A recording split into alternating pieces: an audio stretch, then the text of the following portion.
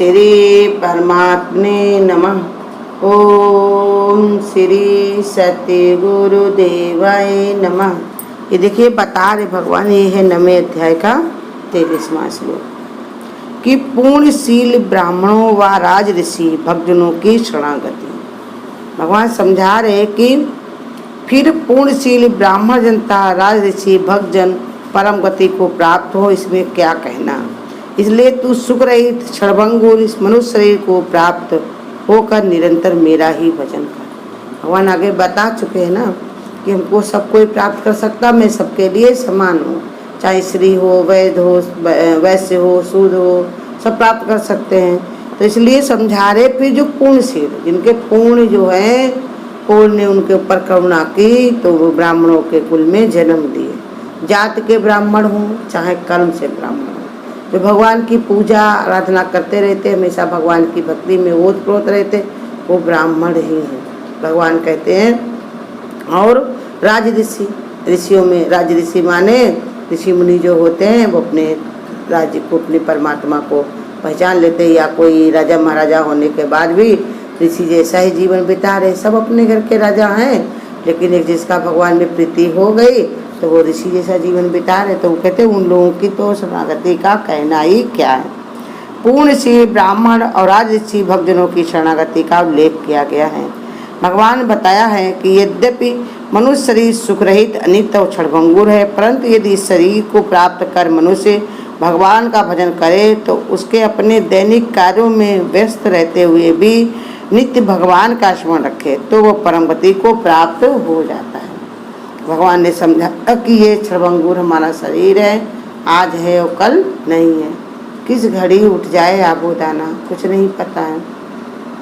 ये शरीर जो है आज मिला है तो किस घड़ी किस खाली करा ली जाए कोठरी, ये मिली हुई है, हमें पता नहीं है, इंसान को पता नहीं रहता। पैदा हुआ तो वो दिन तो याद है, लेकिन जाएगा किस दिन वो उसको पक्का नहीं मालूम होता।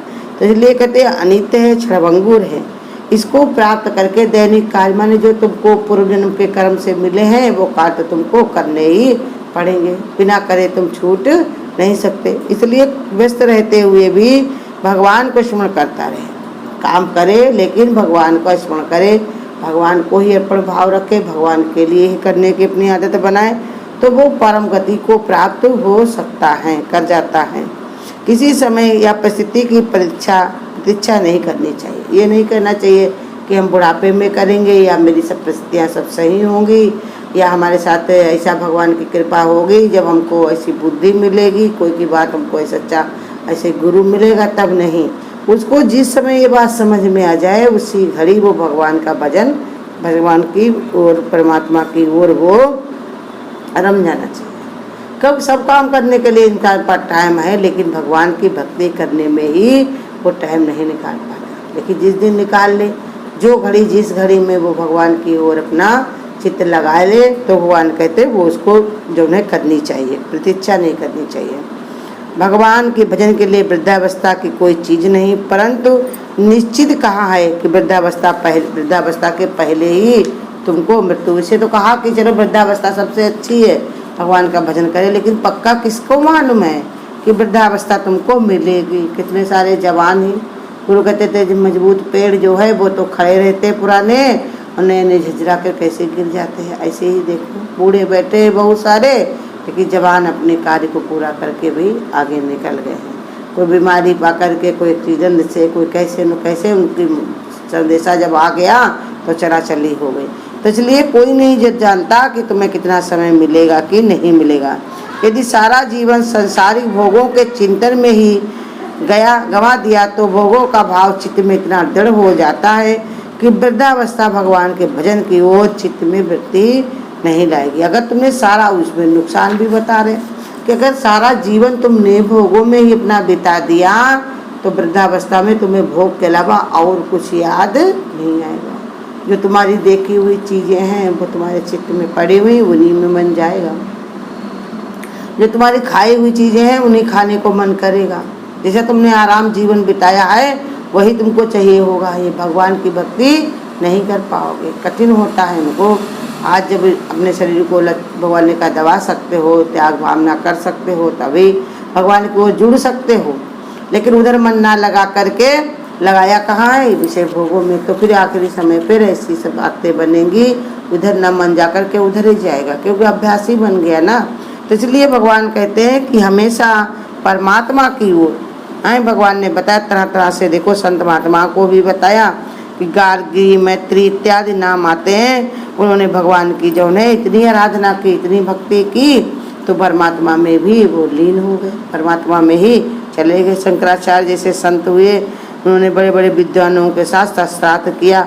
उनकी पत्नी ने भी बैठ करके स्पर्श करके समाज में स्त्रियों की हीन दृष्टि से नहीं देखा। उन्होंने जब ज्ञान हो गया, समझ हो गया कि जो भगवान की ओर चला आता वो हीन नहीं रहता है, उसके वो समझता। जैसे बच्चा जब पढ़ता लिखता नहीं है तब वो अनपढ़ गंवार होता है, लेकिन वही पढ़ लिख जाए तो फिर वो अनपढ़ गंवार नहीं बचता है। ऐसे ही भगवान की भक्ति जब तक नहीं करता इंसान, तब तक उस पर जाति का, वर्ण का, स्वभाव के, संस्कार का फर्क पड़ता है।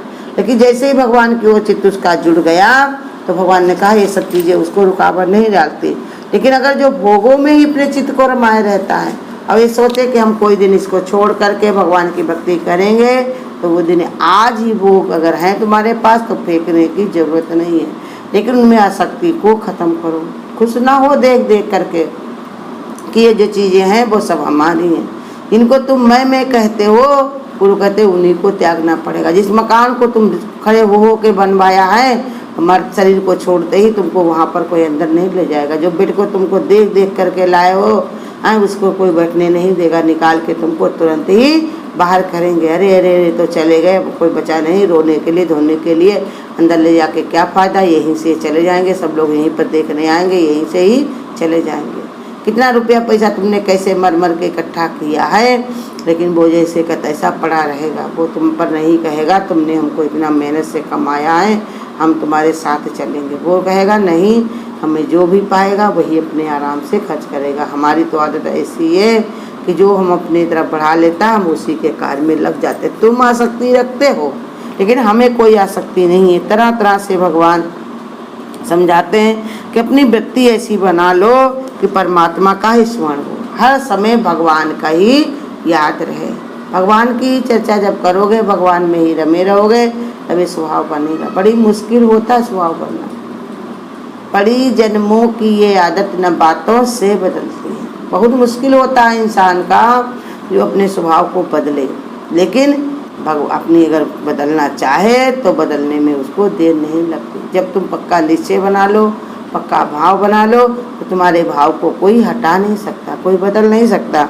तो कहते हमेशा ये बात याद रखो, भगवान की ही स्मरण है, इसके अलावा और कुछ नहीं। भगवान कहते भगवान का भक्त तो भगवान का चर्चा करे तभी उसको शोभा देता, ना कि संसार के प्रपंच में अपने चित्त को रमाए। तो चलता ही रहता है, जब से तुम आए हो तब से यही सब हो रहा है। अब भगवान कहते हैं जब से तुम जागे हो तो अपनी वृत्ति को, अपने कल्याण को जानो। तो कैसी भी परिस्थिति आ जाए, कैसी भी भगवान ने कहा स्थिति आ जाए, लेकिन वो अपने चित्त को डामाडोल होने नहीं देता है। तो कहते सारा जीवन अगर तुमने परमात्मा में लगा लिया तो भगवान की जिम्मेदारी भी बनती है कि हम अपने भक्त को ऐसे नहीं छोड़ते। देखो अजामी जैसे भक्त हुए, पहले तो बचपन में उन्होंने भगवान की खूब भक्ति की थी, बीच में भरम भी गए, तब भी भगवान ने ऐसा संत का रूप बना करके उनको समझाने के लिए उनके घर पर आए भगवान के रूप में। कि संत उनको जानने की क्या जरूरत थी, वो बेस्या के चक्कर में पड़ गए थे, अपने कार्य में कैसा ही रत हो गए थे विषय विकारों में। लेकिन भगवान कहते तुम हमारी भक्ति करते हो, हमारी तरफ मुड़ते हो, तो हमारी भी जिम्मेदारी बन जाती है। संत का रूप बना करके उनके गुरु को याद दिलाया कि जाओ अपने शिष्य की देखभाल करो, वो कैसा वृत्ति में फंस गया। तो आए तो देखो उनको याद दिलाया कि तुम कहाँ फंस गए हो, तुम तो इतनी भक्ति भाव करते थे, कहा अब मेरा कैसे कल्याण होगा। तो गुरु के रूप में उन्होंने कहा अपने बेटे का नाम रख दो नारायण। जब उसको बराबर तुम बुलाते रहोगे, इतनी बार तुम्हारे मुँह से भगवान का नाम निकलेगा और भगवान तुम्हारा इसी में ही कल्याण कर देगा। क्योंकि उन्होंने गुरु के कहने पर नाम रखा हुआ था, गुरु की बात पर उनको विश्वास था। इतनी बुद्धि उनकी नहीं मारी गई थी कि जो कह रहे थे हमको क्या, तुमसे क्या मतलब, जो मर्जी हो वो करे।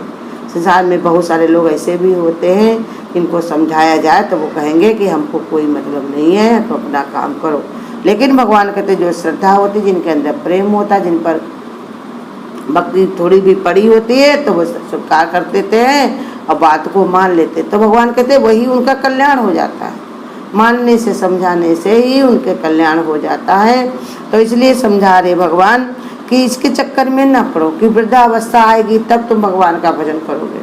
खाने के लिए तो नहीं कहते हो सब लोग कि में वृद्धावस्था आएगी तब हम खाएंगे, या कहीं घूमना हो, टहलना हो, कहीं जाना हो तब नहीं कहते हो। भगवान ने कहा ऐसे ही जब सब काम तुम अभी करने को तैयार बैठे हो तो भक्ति के लिए तुम देर क्यों करते हो। उसके लिए भी अभी से मन बनाओ, इसी दम इसी क्षण, जिस समय तुम्हारा एक पक्का निश्चय बना लो कि देखो संसार में है क्या। कितने बूढ़ों को देखा होगा, महात्मा बुद्ध ने तो एक बार देखा, उनके अंदर वैराग जागृत हो गया। कितने बूढ़ों को देखा, कितनी मिट्टियाँ देखी, कितने लोगों को बिछड़ते देखा, बीमारी से परेशान होते देखा, लेकिन क्या तुम्हारे मन में विचार आता कि नहीं आता है। यही गुरु हमको रोज समझाते हैं कि कितना देखोगे, अभी भी तुम्हारी बुद्धि सुधरी क्यों नहीं है, अब तक तुमने अपने को पहचाना क्यों नहीं कि कहाँ से आया, क्या है करना और आगे कहाँ है जाना। सब निश्चय बनाकर बैठो कि जहाँ से आए हो वहीं पर तुमको जाना, लेकिन जा कैसे पाओगे। गुरु कहते निर्मल होकर के, शुद्ध होकर के, जब तक अपने चित्त को शुद्ध नहीं करोगे तब तक भगवान को पाना बहुत ही कठिन होता है।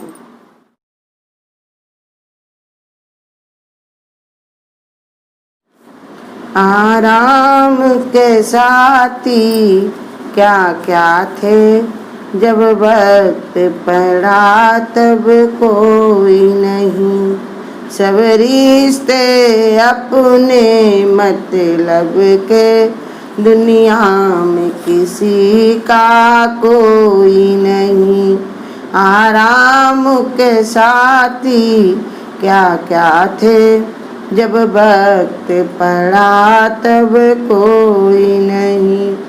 सुल्तान जहाँ के मालिक थे, सुने हैं पढ़े मरघट उनके। सुल्तान जहाँ के मालिक थे, सुने हैं पढ़े मरघट उनके। जहाँ चाहने वाले लाखों थे, वहाँ रोने वाला कोई नहीं। जहाँ चाहने वाले लाखों थे, वहाँ रोने वाला कोई नहीं। आराम के साथी क्या क्या थे, जब वक्त पड़ा तब कोई नहीं। जो खूब अकड़ कर चलते थे, वो मरे मरे से फिरते हैं। जो खूब अकड़ कर चलते थे, वो मरे मरे से फिरते हैं। जहाँ फुर्सत बात न करने की, बतलाने वाला कोई नहीं। जहाँ फुर्सत बात न करने की, बतलाने वाला कोई नहीं। आराम के साथी क्या क्या थे, जब वक्त पड़ा तब कोई नहीं। कुल 18 लिखे पुराण गए, पर्यंत वचन दो ही हैं कहे। कुल 18 लिखे पुराण गए, पर्यंत वचन दो ही हैं कहे। पर पीड़ा सम कुछ पाप नहीं, नेकी संपूर्ण है कोई नहीं। पर पीड़ा सम कोई पाप नहीं, नेकी संपूर्ण है कोई नहीं।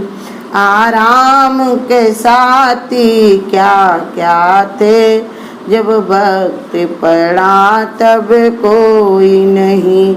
सब रिश्ते अपने मतलब के, दुनिया में किसी का कोई नहीं। दुनिया में किसी का कोई नहीं। अगर आपको आज की वीडियो अच्छी लगी हो तो वीडियो को लाइक और शेयर करना ना भूलें। आगे की वीडियोस देखने के लिए चैनल को सब्सक्राइब करें और नोटिफिकेशन